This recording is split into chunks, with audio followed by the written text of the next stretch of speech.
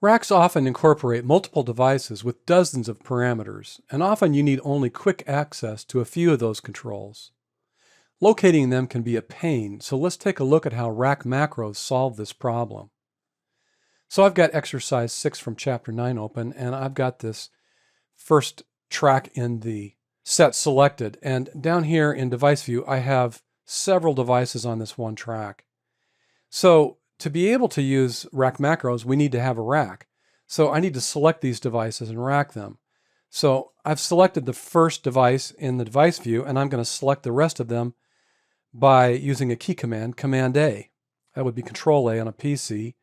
And then I'll also group them or rack them with the group command, Command G or Control G on a PC.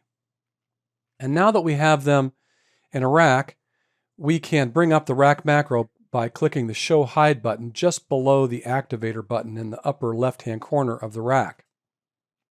And now we have the default 8 knobs that a macro offers, and we can map controls onto those knobs. Now there's a couple of different ways that we can do that. One way would be to click the mapping button, and then anything that is green is mappable. So I'll select, for example, the spread function, and then I'll go over to macro 1 and I'll click the mapping button there on the control. And you can see now that the parameter is mapped. It's actually been named that to macro 1. We can see that there's a value there, and we can see that the map button has changed to an unmap button. Now, let me escape out of there, and I'll show you another way that we can map some parameters, and that would be to go to one of these parameters and right-click on it, for example, this tone parameter, and then from the contextual menu, you can see the possible 16 macros that we can map to, and I'll map that one to macro 2. And while I'm at it, I'll go to this cutoff frequency here on this high-pass filter in EQ8, and I'll right-click on that. I'll map that to macro 3. Let's see, let me scroll over.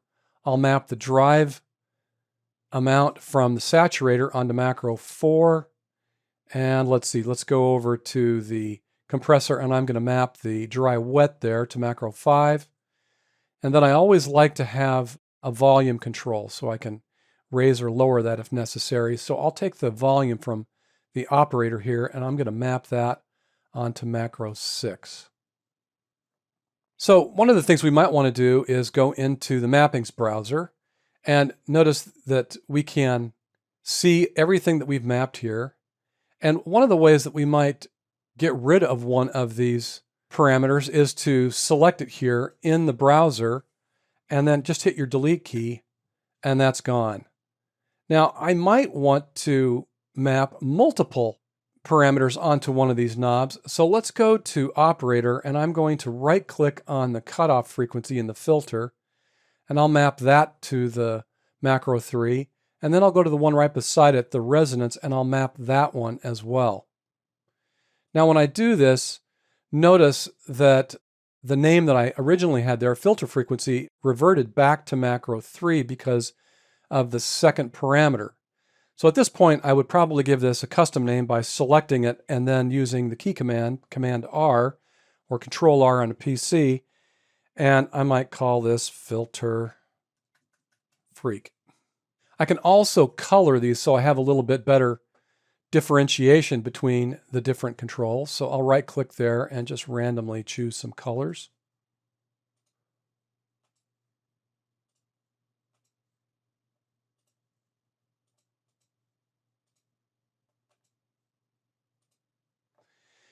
And one of the things I'm concerned about right now is that if I change the filter frequency using this knob, it's going to change these two exactly the same amount. And I actually want the frequency to move more and the resonance less. So let's go back into the mappings browser. And I want to use the minimum and maximum values here with filter frequency and filter resonance. So I'm going to set a minimum on the filter frequency of around, let's say 334 or so. And on the high end, maybe 1K. And then for resonance, the setting there is currently at 48%, which is kind of high. So let me set the bottom maybe around 35. There we go. And I'll set the max at about 50. So when I escape out of there, notice now that when I move the filter frequency knob, it's moving those two things differing amounts. I'm getting more out of the cutoff frequency and getting less out of the resonance. And that helps you be able to dial in just the right amount when you move a knob that has multiple parameters assigned to it. Now, one of the things I'll point out that's new with Ableton Live 11 is that we can now have that 16 macro knobs instead of just the default 8. And we can add or delete knobs from what we see here in the macro by using these plus and minus buttons.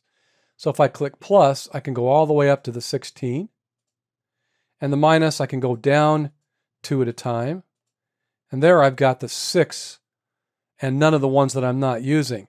Now, if you accidentally go lower than that, it looks like you're deleting some, but you're not actually not. You can always go back out and they're still there. So let's go over to this second track, Chorale C, and I want to show you another new thing that's available in Rack Macros with Ableton Live 11. And that is something that's called variations. So let me click this little camera show hide button, and that will show hide this new variations area. We also get this randomization button up here as part of that. So what this allows us to do is to randomize the settings of these 8 macro knobs. Now, before we do that, we might want to think about this because it's likely that we'd like to randomize all of these, but probably not the volume, because otherwise we might get really drastic differences as we recall those variations. So we can exclude the volume knob from that by right-clicking on that and from the contextual menu choosing Exclude Macro from Randomization. Now, if you like the original starting point, we would probably want to save that as a variation so that we can get back to it. So here's what we have so far. Actually, let me hit the record button on this second track. There we go. Now, I'm going to save that, so I'll click the new button, and we've saved a variation. I'm going to rename that. I'll right-click on that and choose Rename from the contextual menu, and I'll call this Start so that I know that that was the original. Then I'll go ahead and I'll click the Random button. Now notice that volume didn't change because it was excluded. Let's check out how this sounds. All right, I like that with the really short decay. So I'll save that one. I'll click Random again. That's like where we started before. Oh, that's cool. I'll save that one. Let's do one more.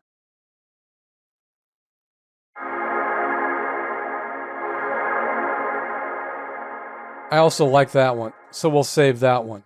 Now, let's say there's one of these that isn't quite what you want. Well, we can always go back to it by selecting it, and then you can hit the Recall or Launch button here to bring it back.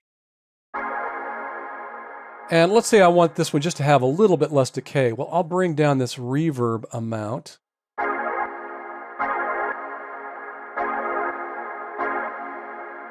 And let's say that I want just a little bit less of this filter sustain.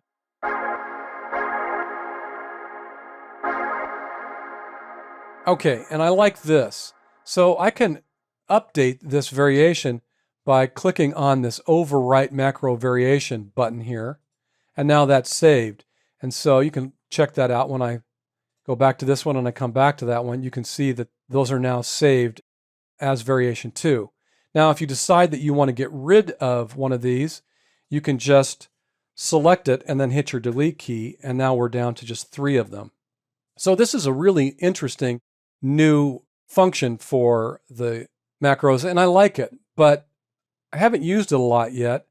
And one of the things that I'd really like to have associated with this would be the ability to recall these variations like snapshot automation. And I've been told that that option is something that they're thinking about and we should see in the future.